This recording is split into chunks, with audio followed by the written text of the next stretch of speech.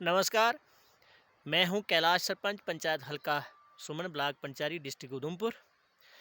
साथियों, आज मैं अपने खेत में अपनी वाटिका में अपने बगीचे में अपनी नर्सरी में आया हुआ हूं और ये देखें, लास्ट ईयर मैंने 10 किलो बर्मी कंपोस्ट ख़रीदा था। तो वो मैंने इस नर्सरी में डाला जो आप देख रहे हैं और तब इन पौधों की हाइट लगभग 6 इंच की थी, किसी की 5 इंच, किसी की 7 इंच।